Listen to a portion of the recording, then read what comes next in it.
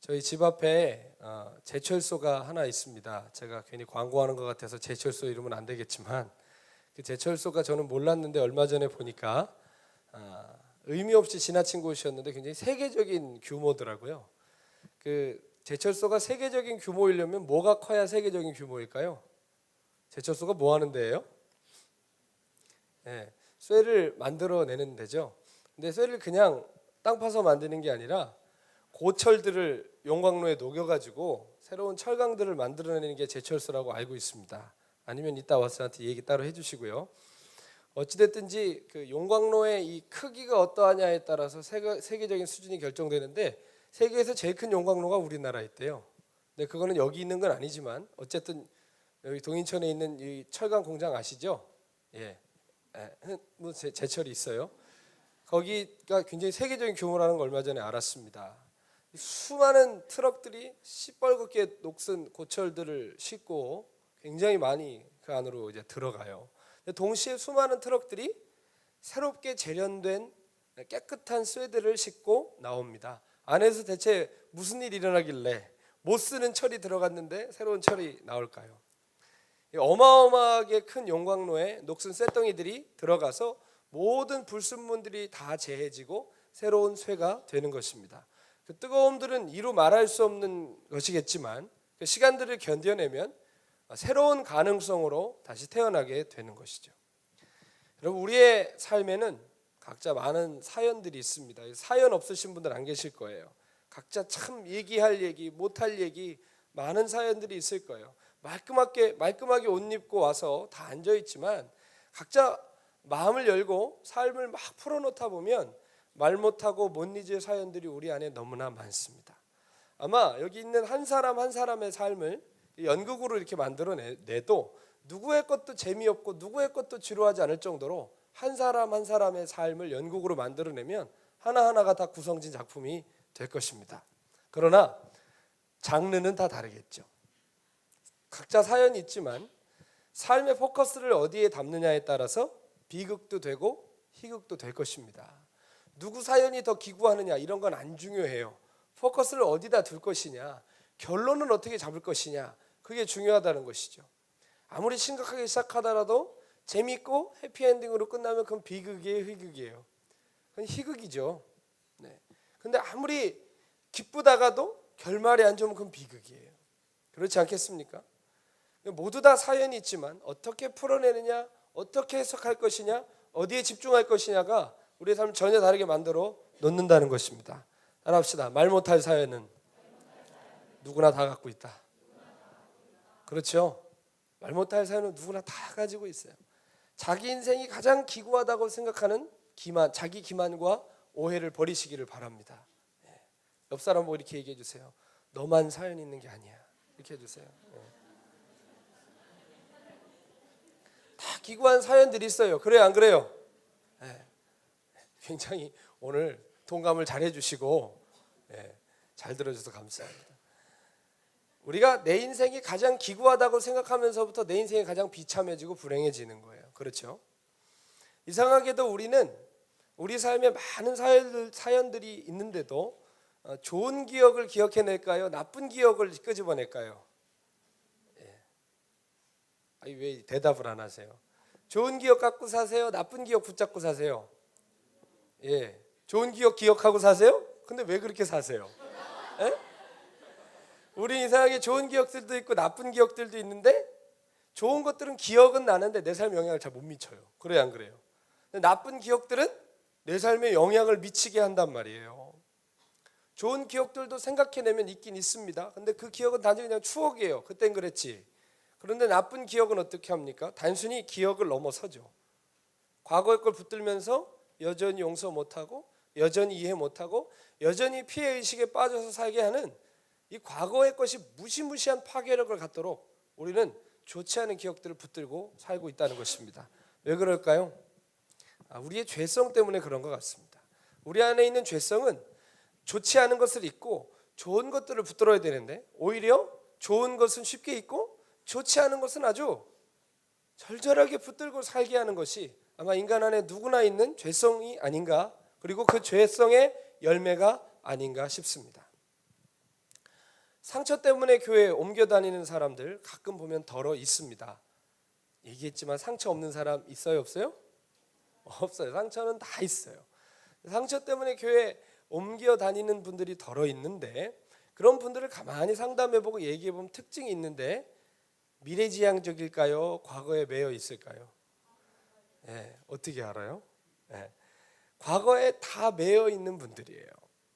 그 과거의 기억으로, 여러분 오늘은 분명 과거랑 다른 날이에요. 그렇죠?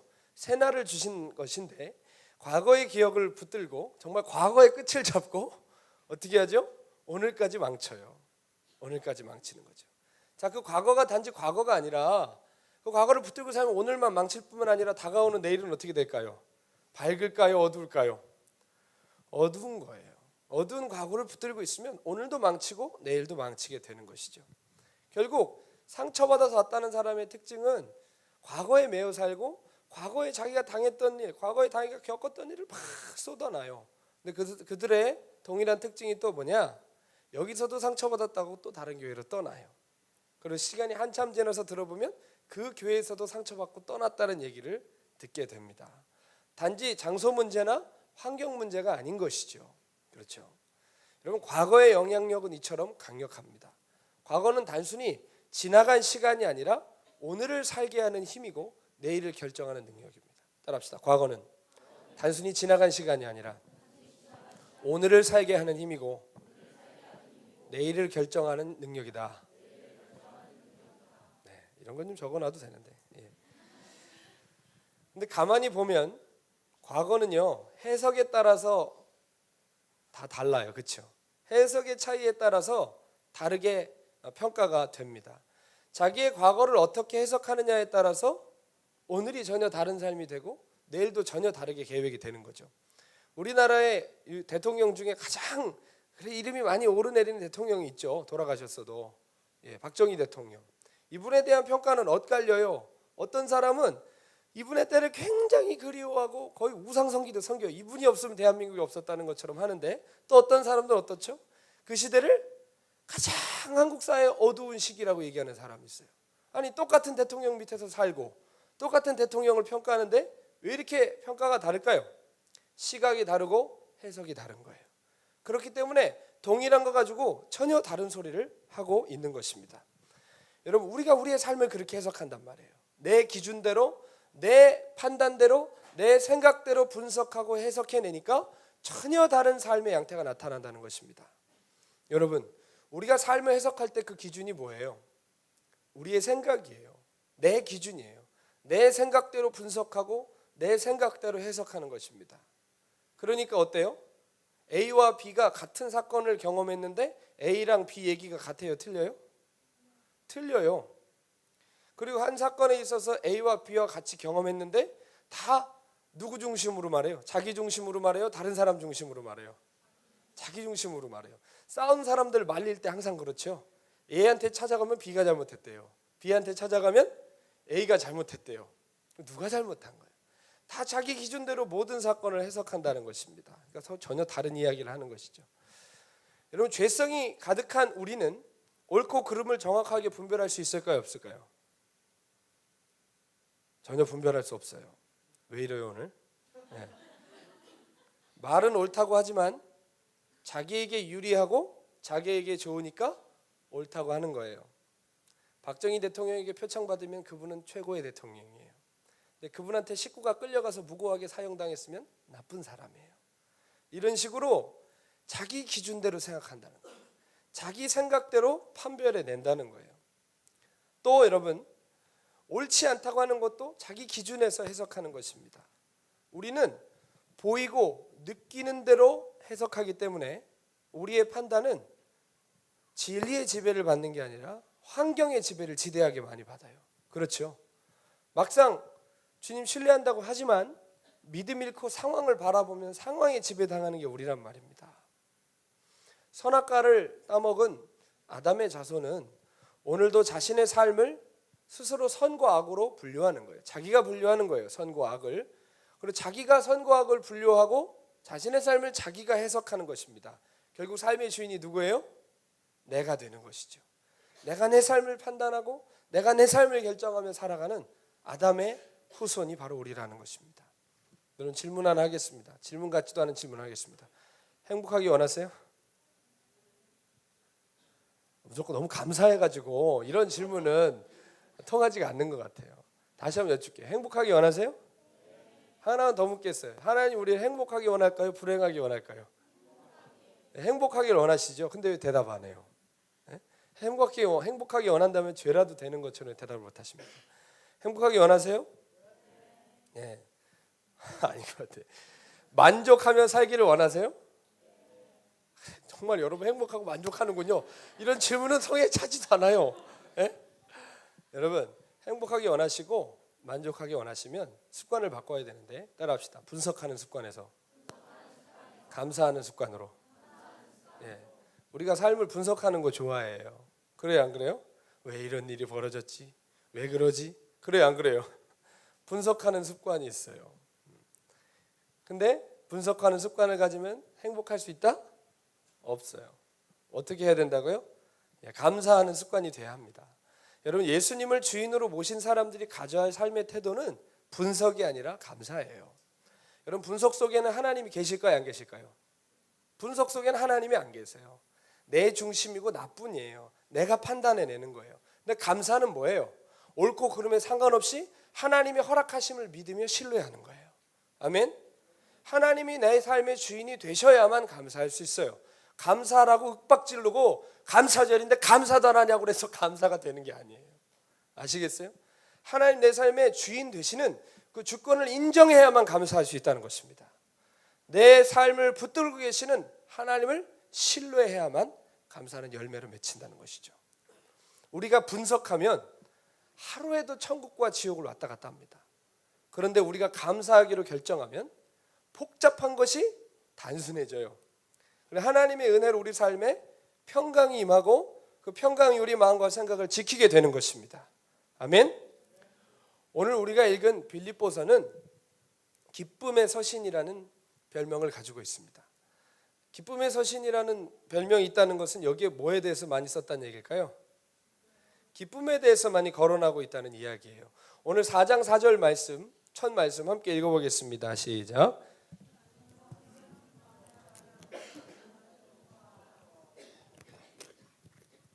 오늘 어디 갔다 오셨어요 아침에? 조는 분은 안 계신데 다 희마리가 없어요. 운동회 하고 오셨습니까? 다시 한번 읽겠습니다. 시작. 주 안에서 항상 기뻐하라. 내가 다시 말하노니 기뻐하라. 아멘. 아멘. 여러분 기뻐하라고 두 번이나 강조합니다. 기뻐해라. 내가 다시 말하노니 기뻐하라 라고 두 번이나 바울이 열정을 가지고 이야기하고 있다는 것입니다. 근데 재미있는 사실은 바울이 이 편지를 어디서 썼냐는 거예요. 어디서 썼을까요? 예, 왜죠? 오늘 제목이 그렇거든요. 예, 감옥에서 이 편지를 썼어요. 신약성경의 에베소서, 빌립보서, 골로새서, 빌레몬서는 따라합시다. 옥중서신. 무슨 얘기일까요? 감옥 안에서 쓴 편지라는 거예요. 빌립보, 에베소, 골로새, 빌레몬.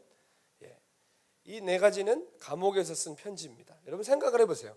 감옥에 갇힌 사람이 밖에 있는 사람들에게 기뻐하라고 이야기하는 게 말이 돼요? 굉장히 우스운 형국이죠. 오히려 밖에 있는 사람들이 옥에 갇힌 사람을 위로해 줘야 하고 격려해 줘야 하는데 오히려 옥에 갇힌 바울이 밖에 있는 사람들에게 기뻐해라. 내가 다시 말하는데 기뻐해라 라고 이야기하는 거예요. 여러분 당시의 감옥은 지금처럼 무슨 인권이 있는 장소가 아니에요. 음식이 잘 나오는 데가 아니에요. 간수들이 이 죄수에게 들어오는 음식들이나 돈 같은 거 다 떼먹습니다. 그리고 지하 감옥 같은 경우 막 지하수가 뚝뚝 떨어지고요. 물이 많으면 수인성 질병이 있겠죠. 쥐들도 왔다 갔다 하고 병균이 창궐해서 옆에서 동료 죄수가 쓰러져 죽어가는 결코 유쾌하지 않고 언제 죽을지 모르는 상황이 바로 그 당시의 고대 감옥이었었어요. 지금 같은 그런 따뜻한 인권 있는 장소가 아니란 말이에요. 옥사해서 죽든 잡혀가서 사형당해 죽든 둘 중에 하나입니다. 그러니까 바울이 빌립보서를 쓸 때 결코 낭만스러운 장면이 아니었다는 거예요. 사방에서 쥐들 왔다 갔다 하고 막 죄수들이 병 걸려서 죽어가고 이런 상황이었어요. 그런데 이어서 6절에서 7절에 뭐라고 하나 보십시오. 아무것도 염려하지 말고 다만 모든 일에 기도와 간구로 너희 구할 것을 감사함으로 하나님께 아뢰라. 그러면 모든 지각에 뛰어난 하나님의 평강이 그리스도 예수 안에서 너희 마음과 생각을 지키시리라. 아멘. 지금 바울이 자기를 염려해야 하는 상황에서 바깥에 있는 사람들에게 뭐래요? 아무것도 염려하지 말아라. 아니 자기 자신을 잘 챙겨야 될 상황에서 오히려 밖에 있는 자유인들 보고 염려하지 말라는 거예요. 이 담대함은 도대체 어디서 나올까요? 우리 그의 고백을 한번 보겠습니다. 우리 오늘 6절에 뭐라고 했죠? 아무것도 염려하지 말고 어떻게 하래요? 모든 일에 기도와 간구로 구할 것을 감사함으로 하나님께 아뢰라. 여러분 기도와 간구로 너희의 필요한 것을 구할 것을 하나님께 아뢰라고 그러셨습니다. 그런데 어떻게 구하래요? 신세 한탄이나 자기 연민이 아니라 감사함으로 하나님께 아뢰라고 얘기했습니다. 아멘. 여러분 신세 한탄과 자기 연민이 담긴 그런 기도나 찬송에는 능력이 없어요. 그러나 상황을 뛰어넘는 감사의 기도, 감사의 찬양은 모든 것을 돌파해냅니다. 구약 성경의 여호사밧 왕 때 암몬과 모압과 에돔에 3개 대군이 쳐들어왔어요. 남유다는 그걸 도저히 이겨낼 수 없는 상황이었습니다. 그래서 그것에 대해서 굉장히 고민했을 때 선지자를 통하여서 하나님께서 승리를 약속하셨고 여호사밧은 어떻게 하죠? 읽어봐야 알죠, 그렇죠? 여호사밧은 어떻게 하느냐? 전쟁을 치르는데 전쟁 제일 앞에 뭘 세우냐면 제일 싸움 잘하는 특공대를 세우는 것이 아니라 성경에 보면 찬양대를 세웠대요. 오늘 우리 찬양대가 앞에서 막 사람들이 화살 쏘고 막 이러는데 찬양대가 앞에서 감사드립니다 하면서 가는 거예요.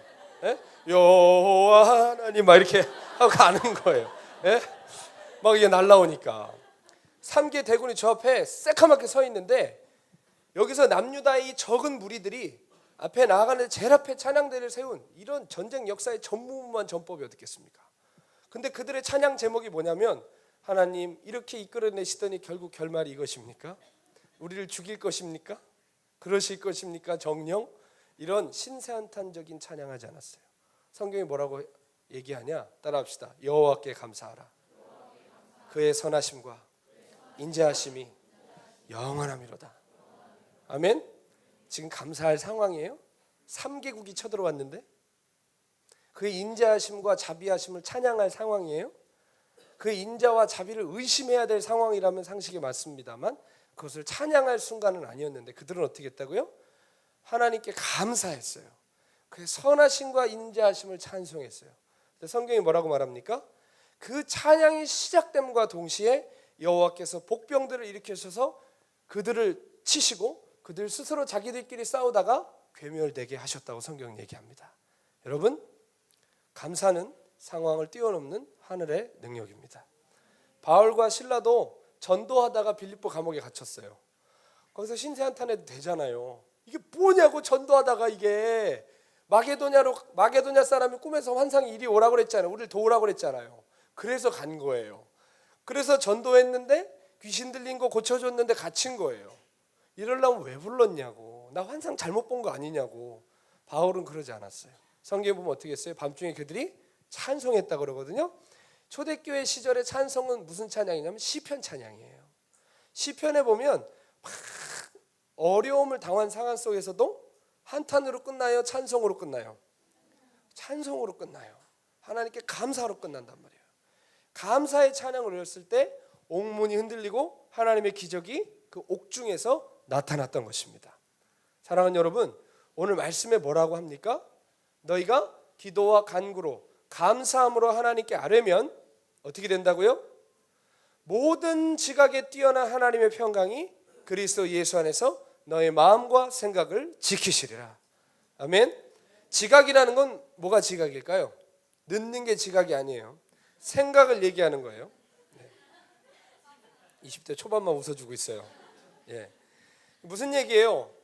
여러분 우리의 마음은 생각의 전쟁터예요. 그래요 안 그래요? 예배 드리고 싶어도 온갖 생각이 방해하죠. 기도하고 싶고 하나님께 나가도 마음을 막 헤집어 놓죠. 우리의 생각들, 세상에서 갖고 온 것들, 하늘에 속하지 않은 생각들이 우리 마음을 계속 헤집어 놓는단 말이에요. 진리를 거부하게 되고 감정 따라가게 하고 상황 따라가게 한단 말이에요. 그러나 우리가 감사로 하나님께 아뢰면 어떻게 해주신다고요? 하나님의 평강이, 모든 생각을 뛰어넘는 하나님의 평강이 그리스도 예수 안에서 너희의 마음과 생각을 지키신다는 것입니다. 아멘. 우리가 감사하기로 결정하고 감사하면 우리의 더러운 생각, 하나님께 속하지 않은 생각, 이런 모든 것들을 하나님의 평강이 돌파해 내신다는 것입니다. 여러분, 그러하기에 우리가 감사해야 할 줄로 믿습니다. 하나님의 평강은 우리의 생각보다 크고 뛰어나다는 거예요. 근데 이 평강이 뭘 통해 온다고요? 감사를 통해 오는, 감사를. 우리의 생각은 기껏해야 우리 수준대로 분석하는 거예요. 그래요, 안 그래요? 우리 생각이 거기서 거기잖아요. 그렇죠? 기껏해야 내 기준대로 분석하는 수준인데, 감사는 어떻다고요? 우리의 생각과 알량한 분석을 뛰어넘어 우리에게 하늘의 평강을 준다는 것입니다. 아멘. 따라하겠습니다. 감사는 마음을 지키는 성벽이다. 이 말씀 외우시죠? 잠언 4장 23절. 무릇 지킬 만한 것보다 너희의 마음을 지키라. 더욱 내 마음을 지키라. 생명의 근원이 이에서 남이니라. 마음 잃어버리면 다 잃어버린 거예요. 솔로몬은 마음 빼고 다 지켰어요. 그렇죠? 근데 그가 마음 빼고 다 지켰다고 훌륭한 사람이라고 우리가 얘기하나요? 마음을 잃어버리면 지킨 모든 것도 소용이 없는 거예요. 우리가 감사함으로 나아가면 하나님의 평강이 우리의 마음과 생각을 지킨다는 거예요. 그럼 잠언 4장 23절에 무릇 지킬 만한 것보다 더욱 내 마음을 지키라고 그랬는데, 우리 마음은 뭐로 지킬 수 있다는 거예요? 감사로, 감사가 섞인, 감사에 녹아진 기도와 간구로 우리 마음과 생각을 지켜주신다는 것입니다. 하루에도 수도 없는 영적 공격들이 우리의 심령을 공격해요. 그렇죠? 그때 당시에는 막 거기에 취해가지고 막 분노도 하고 우울도 하고 슬프기도 하지만, 시간 지나보면 어때요? 내가 왜 그랬지? 그럴 때 있어요, 없어요? 근데 그 시간 벌써 지나가 버린 거예요. 이미 어마어마한 실수를 저질러 놓고 하지 말아야 될 말을 쏟아놓고 하지 말아야 될 행동을 할 때가 많죠. 저도 그렇습니다. 저도 똑같아요. 마음과 생각을 지키지 못하면 그렇게 되돌릴 수 없는 일들이 우리 삶에 벌어지는 거예요. 그렇게 수많은 영적 공격도 우리 심령을 공격할 때, 우리가 병든 정서와 병든 옛 사고방식으로 그냥 그것을 맞이하면 그런 사단이 주는 생각들 보고 오세요 오세요 하는 거랑 똑같은 거예요. 와달라고 하는 거예요. 여러분, 예를 들어 저는요, 굉장히 비판하는 걸 잘합니다.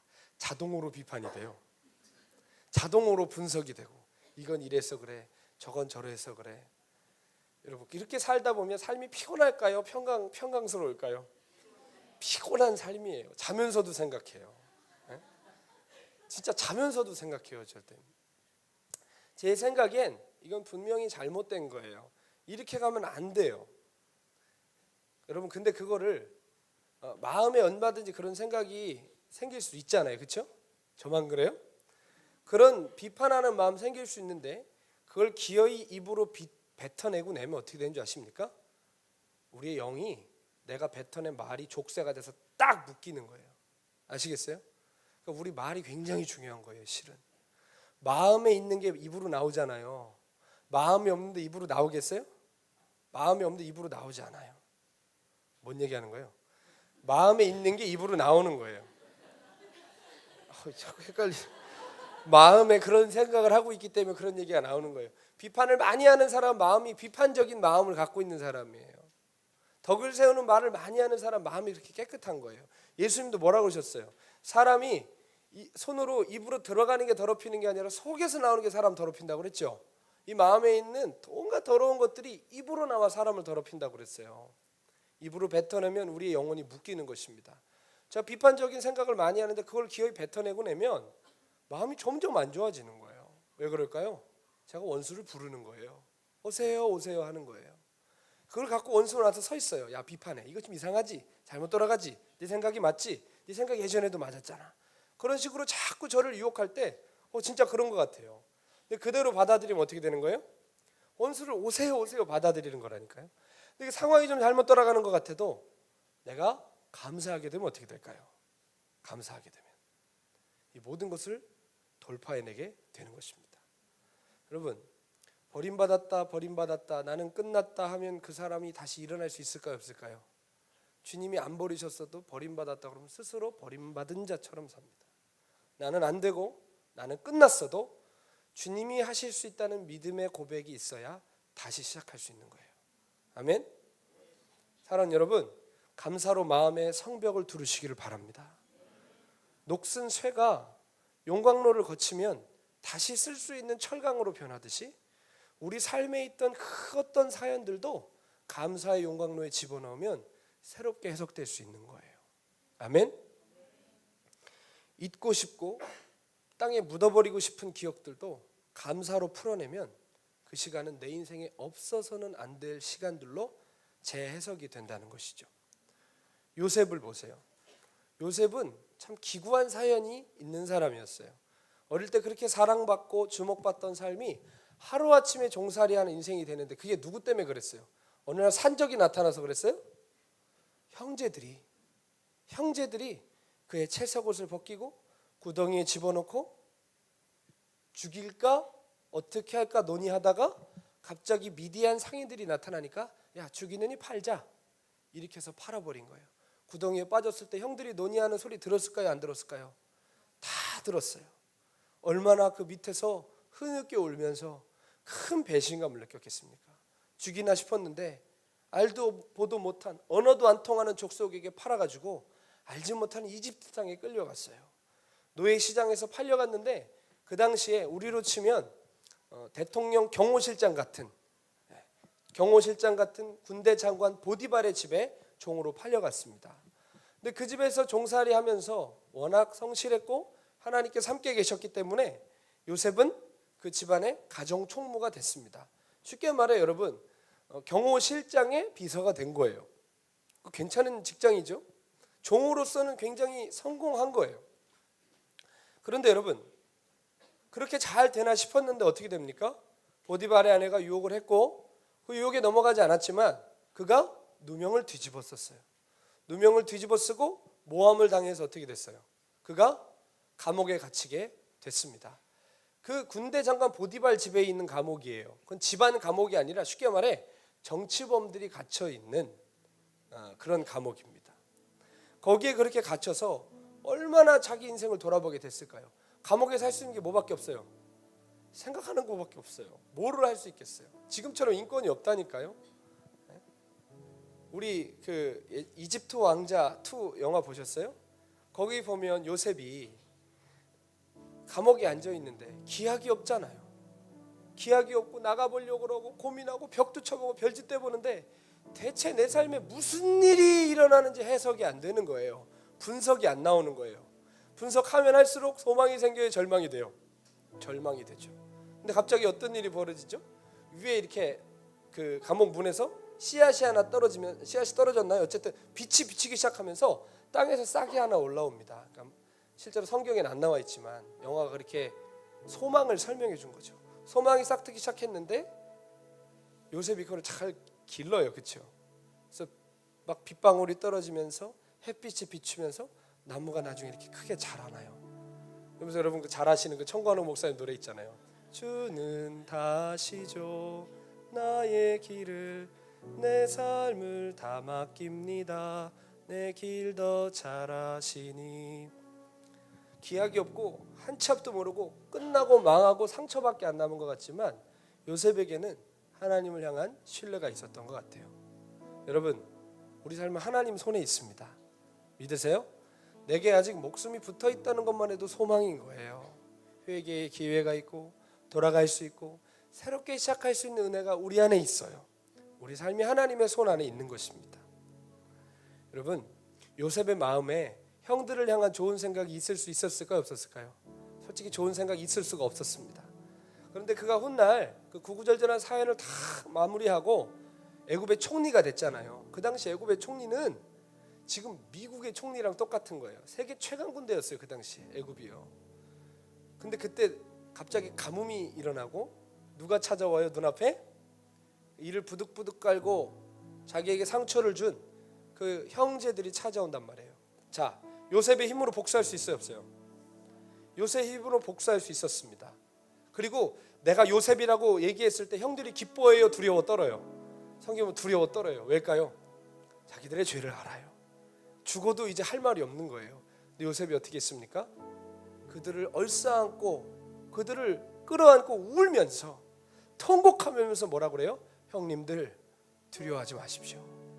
형님들이 나를 그렇게 팔았지만, 형님들이 나를 그렇게 어려운 상황에 나를 직면하게 했지만, 내가 뒤돌아보니 이 상황이 다 하나님의 계획 안에 있었습니다. 내가 여기로 끌어와서 모진 세월을 당하고 살았지만 하나님이 나를 여기에 이렇게 앉혀주셔서 애굽 땅을 구원하시고, 또 가나안 땅에서 가뭄으로 죽을 수밖에 없었던 우리 가족들을 구원하시려고 여기에 저를 이렇게 불러주신 거 아니겠습니까? 형님들 두려워하지 마십시오. 나와 같이 삽시다 그러는 거예요. 근데 미안하지만 그것도 요셉의 짧은 생각이었죠. 하나님이 단지 가뭄으로 죽을 야곱의 가족들을 살리시려고 요셉을 넣으셨을까요? 하나님의 어마어마한 구원의 역사, 70여 명밖에 되지 않던 야곱의 가족을 수백만의 민족으로 만드시기 위해서 이집트에 요셉을 먼저 보내신 겁니다. 아멘. 여러분, 만약에 요셉이 자기 식대로 자기 생각대로 인생을 해석해서 이것들 잘 걸렸어 하고 다 죽였으면 구원 역사는 창세기에서 멈출 뻔했습니다.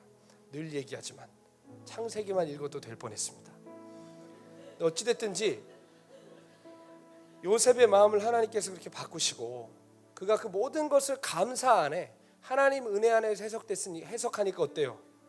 자기 삶이 비참한 삶이에요? 하나님 섭리 안에 있던 삶이에요? 하나님의 섭리 안에 있던 삶이라는 걸 깨닫게 된단 말이에요. 사랑하는 여러분, 인생을 스스로 분석하고 해석해서 하나님 우리의 삶에 이루시고자 하는 것 여기서 끝내지 마십시오. 우리가 분석하면 여기서 끝납니다. 우리가 해석해버리면 여기서 다 죽고 끝나는 거예요. 아시겠어요?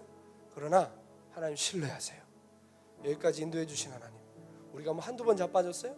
과거에는 슬쩍 자빠져서 여기까지 그래도 온 거예요? 더한 짓 했잖아요. 그러나 하나님 은혜가 있었기 때문에 여기까지 왔습니다. 우리가 비록 넘어지고 쓰러지고 실패할 때 있지만 끝이 아니에요. 분석하려고 하지 마세요. 삶을 하나님 은혜를 신뢰하세요. 그리고 감사하세요. 하나님 우리의 삶에 당신이 계획하신 새 역사를 이루어내실 줄로 믿습니다. 모든 것을 감사하기로 결정해 보세요. 우리의 기도도 감사의 기도로 바꾸시고, 우리의 찬양도 감사의 찬양으로 바꾸시고, 우리의 언어도 감사로 바꿔보세요. 우리 삶에 기적이 일어날 것입니다. 여러분, 내가 죄인임을 아시죠? 저도 제가 죄인임을 압니다. 그런데 죄인 하는 건 좋은데 그 죄인이라고 하는 고백 뒤에 내가 이렇게까지 무너진 죄인이니 하나님도 어쩌실 수 없다는 불신이 깔려있지 않은지 돌아보셔야 됩니다.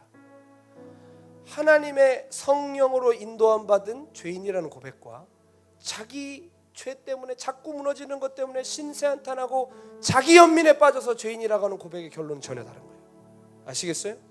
성령에 이끌리셔서 죄인이라고 고백하고 계신지, 아니면 어쩔 수 없이 한탄에 빠져 자기 연민에 빠져 죄인이라고 하신 돌아보십시오. 성령이 하고 계시면 여러분 그 죄인이라는 고백 끝에 우리 십자가를 만나게 될 거예요. 그러나 원수가 우리를 끌고 가는 그 뒤에는, 자기 연민과 신세한탄의 뒤에는 스스로 무너지는 길밖에 없습니다. 원수는 그거를 원하는 것입니다. 여러분 포기하지 마세요. 아멘. 주님을 신뢰하시고 감사하세요. 생각해 보세요. 탕자가 집에 들어온 후에 자기가 계속 밖에서 털어먹은 절반의 재산만 계속 묵상했으면 그는 집에 돌아왔어도 여전히 돼지우리에 있는 삶이랑 다를 게 없었을 거예요. 베드로가 용서를 받았는데도 주인님 부인하고 저주했던 순간만 계속 묵상하고 예수님 말 걸어도 막 놀래고 예수님 곁에 막 가까이 가지 않으면 어떻게 될까요? 그는 결코 증인이 될 수 없었을 것입니다. 저는요 17살 때 주님을 만나고 기가 막히고 놀라운 간증을 많이 제 삶에 주님께서 허락하셨습니다. 근데 사람들이 제가 많은 간증들을 하니까 저는 마치 실수도 안 하고 죄도 안 지은 하나님의 강한 용사로 생각하고 계신데, 여러분 싸움 경험이 많은 사람일수록 갑옷을 벗으면 흉터투성입니다. 제가 얼마나 많은 죄를 짓고 얼마나 처참하고 얼마나 비참하게 무너졌던 시간들이 있었는지 그건 주님만 아세요. 그건 주님만 아십니다. 당시에는 죽어버리고 싶고 다 포기하고 싶었어요. 누구한테 내놔도 부끄러운 시간이었고 누구도 용서할 수 없는 시간이었어요. 그런데 놀라운 것은 어찌됐든 하나님의 은혜로 일으키심을 받아서 여기까지 어쨌든 이렇게 왔습니다. 저는 이게 너무 놀라운 은혜라고 생각해요. 제가 다른 사람보다 무슨 큐티를 오래 하고 결단력이 뛰어나고 의지가 대단해서 여기까지 온 게 아니라 하나님의 은혜예요. 하나님 은혜. 근데 여러분 놀라운 거 뭔지 아세요? 그때 당시에는 죽고 싶고 포기하고 도망가고 싶었는데 지금 그때를 돌아보니까 주님께 감사해요. 다시 말하지만 정말 감사해요. 왜일까요? 그 시간이 없었다면 저는 기고만장하고 지옥으로 갔을 거예요. 잘 되고 잘 풀리니까, 능력이 나타나고 사역이 커지니까 제가 진짜 잘하는 줄 알고 살았을 거예요. 겸손이 없고 회개가 없고 죄인인 줄 모르고 살았을 거예요. 하나님 앞에 무릎 꿇지도 않았을 거예요. 그 시간 때문에 제가 하나님의 은혜라는 말이 무슨 뜻인지 알게 됐어요. 은혜가 이런 거구나. 땅을 뒹굴면서 제가 두 번째 주님을 만날 때는 비참함 속에 만났어요. 주님을 만났는데도, 많은 사역을 해가는데도 뒤에서 저지르는 더러운 죄 속에 주님을 다시 만났을 때 땅을 뒹굴면서 울었던 건 역시 주님이시군요, 이런 고백이 아니라, 한번 따라서 고백해 볼까요? 왜 나 같은 걸 사랑하세요? 왜 나 같은 거를 사랑하냐고 악을 쓰면서 뒹굴면서 울었습니다. 그게 사실이었어요. 왜 나 같은 걸 사랑할까? 내가 나도 용서할 수 없는데. 처음 주님 만났을 때야 모르고 그랬다 쳤지만 저는 알고 죄졌어요. 아는 중에도 그랬어요. 양심이 찌르고 성령님이 저를 책망하셔도 저는 죄로 달려갔어요. 제가 하나님이라면 저 용서 안 했어요. 근데 다시 찾아온 주님 앞에 제가 드릴 고백은 솔직히 받아들여지지가 않더라고요. 왜 나 같은 걸 사랑하시냐고, 왜 나 같은 거를 사랑하시냐고 악을 쓰면서 뒹굴었던 그 기억이 있습니다. 그러나 뒤돌아 생각하니까 고마운 거예요. 거기서 건져주신 것도 감사하지만 그러한 일들이 제 삶에 있었던 것이 또한 감사한 거예요. 그것이 없었으면 내 삶에 진짜 감사가 없었겠구나. 은혜가 뭔지도 몰랐겠구나. 그냥 잘 나가는 줄 알고 살았겠구나. 그 시간이 얼마나 저를 겸손하게 해주고 얼마나 주님만 바라보게 해줬는지 모르겠습니다. 저는 지금도 교만이 올라올 때마다, 저를 주장하고 싶을 때마다, 제 뜻대로 하고 싶을 때마다 가만히 제가 죄 가운데 있었던 시절을 생각해 봐요. 죄가 그리워서가 아니라 그때를 생각하면 그 막 숨을 쉴 수가 없는 그게 올라올 때 다시 마음을 다잡는 거예요. 아, 하나님의 은혜구나. 하나님의 은혜로 내가 서 있구나. 내가 온 것이 아니구나. 그럼 더 이상 나를 주장하지 않게 되죠. 조용히 그 자리에 하나님의 뜻을 기다리게 되더라고요. 여러분, 감사하기로 결정하면 복잡했던 모든 것이 단순해지고 불안하고 염려됐던 삶이 평강과 안정으로 변화되는 줄 믿습니다. 지금도 역시 제 삶에는 이해할 수 없는 일, 형평성에 맞지 않는 일, 이러지 않았으면 좋겠는 일이 여전히 존재합니다. 또 제가 저를 용서하지 못할 만큼 부끄러운 시간들 여전히 제 삶에 있습니다. 그러나 감사하기로 결정합니다. 이 모든 시간이 나를 죽이는 시간이 아니라 오히려 저를 온전히 세워가는 시간이심을 깨달으며 감사하기로 결정했습니다. 오해하지 않으시리라 생각해요. 죄 가운데 뒹굴고 있는데 회개하셔야지, 이것도 주님의 손 안에 있다고 하시면 안 돼요. 잘못 가고 계시면 돌이키셔야지, 비록 내가 지금 이래도 내가 감사하면 주님께서 이것도 알아서 쓰실 거다, 그런 식으로 해석하시면 안 돼요. 그렇게 오해하시는 사람은 없으리라 생각합니다. 따라해 보겠습니다. 감사는 삶을 능력 있게 하는 힘이다. 손영원 목사님의 10가지 감사 기도를 여러분과 나누고 마치겠습니다. 손영원 목사님 아시죠? 한국교회가 아주 귀하게 기억하고 있는 주기철 목사님, 손영원 목사님 두 분은 귀한 순교자시죠. 일제시대 때 신사 참배 거부하시다가 고문당했어요. 주기철 목사님은 고문당하시다 순교하셨고, 손영원 목사님 살아남으셨어요. 근데 이분은 몇 년 있다 6.25 때 돌아가셨습니다. 6.25 직전에 그 여순 반란 사건이라고 있었어요. 아세요? 여수와 순천에 이 공산주의자들을 이렇게 가둬놨었는데 그때 이 폭동이 일어납니다. 그 수용소에서. 그러면서 여수와 순천이 순식간에 쉽게 말해 계엄령 상태가 돼요. 그때 손양원 목사님의 두 아들이 순교를 당해요. 누구에게 순교를 당하냐? 같은 반 친구한테 총 맞아 죽어요. 예수 믿는다고 많은 사람들 앞에 총살시켜 죽습니다. 근데 시간이 며칠 지난 후에 그 여순 사건이, 여순 반란 사건이 진압이 돼요. 그러면서 자기 두 자식을 죽인 그 자식의 친구가 체포돼서 옵니다. 사람들이 길거리에서 이 자식이 선동해서 사람들 죽였다고 때려 죽이려고 그랬어요. 그런데 그때 손양호 목사님이 그것을 가로막으면서 자식 둘을 죽인 그 사람을 용서합니다. 용서하고 뭐라고 하냐면 내가 내 아들로 삼겠다고, 내가 내 아들로 삼겠다고 결정을 해요. 어마어마한 일이죠. 어마어마한 일입니다, 여러분. 자식을 총으로 쏴 죽인 그 범인을 자식으로 삼겠다는 거예요. 손양호 목사님 일기에 보면 뭐라고 써있는 줄 아세요? 그 사람을 앞에 앉혀놓고 밥을 먹는데 모래를 씹어 먹는 것 같더래요.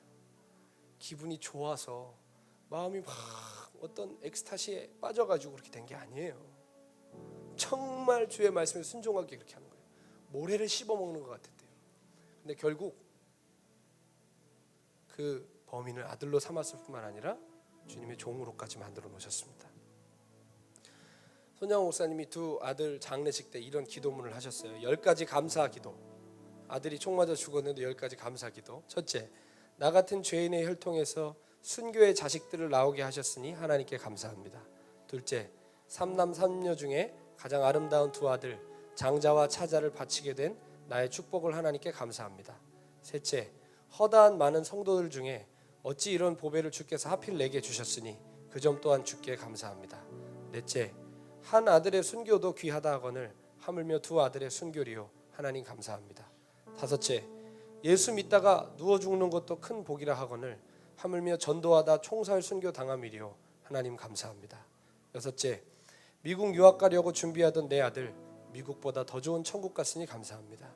일곱째, 나의 사랑하는 두 아들을 총살한 원수를 회개시켜 내 아들 삼고자 하는 사랑의 마음을 주신 하나님께 감사합니다.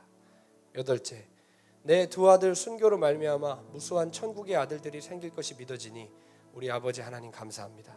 아홉째, 이 같은 역경 중에서 이상 8가지 진리와 하나님의 사랑을 찾는 기쁜 마음, 여유 있는 믿음을 주신 우리 주 예수 그리스도께 감사합니다. 열째, 나에게 분수에 넘치는 과분한 큰 복을 내려주신 하나님께 모든 영광을 돌립니다. 사랑하는 여러분, 우리의 감사 수준은 어느 수준인지 돌아봤으면 좋겠고요. 우리가 신앙생활 속에 감사라는 말을 참 많이 쓰지만 정작 삶의 영역에서는 감사라는 말에 얼마나 우리가 인색한지 돌아봤으면 좋겠습니다. 감사에 인색하니까 우리 마음에 쓴뿌리가 돋아나고 원수가 집짓고 살만한 상황을 스스로 마련하는 것입니다. 여러분 기억하십시오. 감사를 잃으면 자유해도 갇힌 자입니다. 그러나 감사하기 시작하면 갇혀 있어도 자유를 노래할 수 있었습니다. 오늘 바울이 갇혀 있지만 자유를 노래했잖아요. 기쁨을 노래했잖아요. 여러분 감사로 과거의 쓴뿌리들을 끊으십시오. 감사로 오늘의 삶을 하나님의 눈으로 바라보십시오. 그렇다면 우리도 비록 이 땅에서 살지만 하늘을 벗하며 살아가는 천국 백성이 될 줄로 믿습니다. 이렇게 찬양하시면서 하나님 앞에 나아가기 원하는데요. 에베네셀 하나님, 이렇게 찬양하실 때 여기까지 인도해 주신 하나님의 그 은혜 기억하면서 믿음의 선포로 나아갑시다. 여러분 감사는 믿음의 고백이고요. 감사는 결단이에요. 느껴지는 게 아니라는 거 기억하십시오. 감사를 결정하시면서 함께 우리 감사하신 하나님 찬양하겠습니다.